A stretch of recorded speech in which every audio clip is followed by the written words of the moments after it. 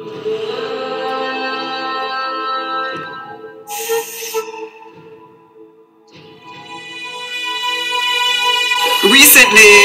there was an announcement both by David Cameron and by President Obama that, you know, they are willing to cut off aid to countries who do not recognize LGBT rights. No, we want to object to that as just being manipulation. President Obama issued a directive to all U.S. government agencies that engage in international activities to make advancing LGBT rights a top priority.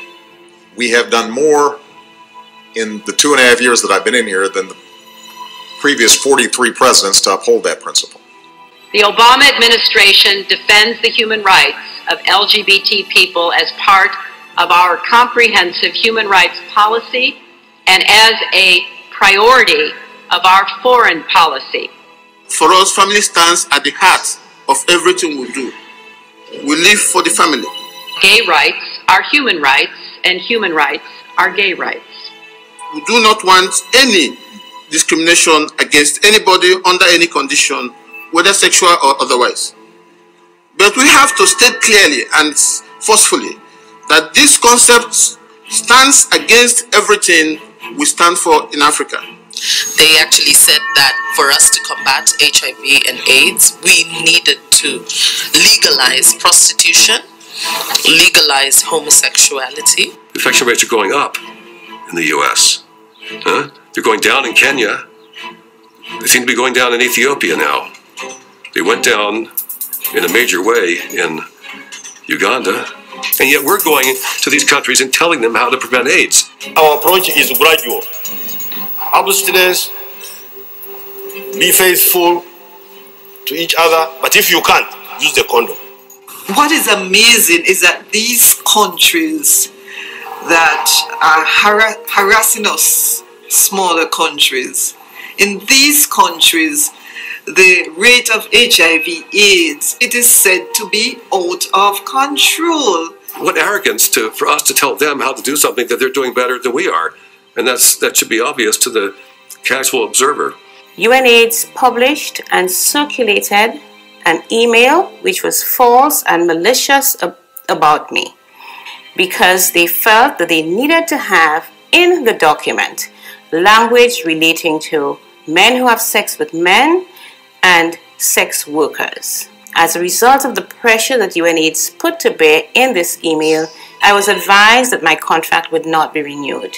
My brother Luigi and I had an opportunity to go to the United Nations where we saw developed countries trying to force the African countries to accept comprehensive sexuality education. It's about starting when we're with children about the expectation of roles, and we need to start there. This kind of education tells youth they can have fun and have sex and just use condom. This kind of message was a death sentence to not only both of my parents but also my brother Rogerio. This is because it lets our population believe they can let their guard down and they can actually behave in risky behavior because of the belief that these condoms can actually prevent AIDS 100%, and that is not true.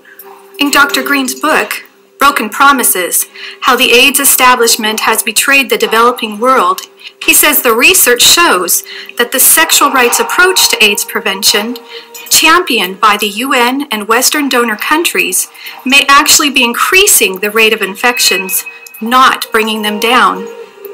And if he is right, millions have died unnecessarily. Well, the end result will be deconstruction of the family system and the family structure in Jamaica. It is an affront to the principles of the UN Charter. A UN agency should not be allowed to overstep its bounds in such a manner. What we're seeing is the LGBT agenda being pushed, like a carrot stick for aid money. You want aid money, then you must change your laws. These issues of Blaise Transvite transsexuals. This is a new form of imperialism, I must say. But Stoneburner said that history will look back on this period and say one of the great abuses of the latter part of the 20th century is a failure to do AIDS prevention in ways we know are effective. It's deception.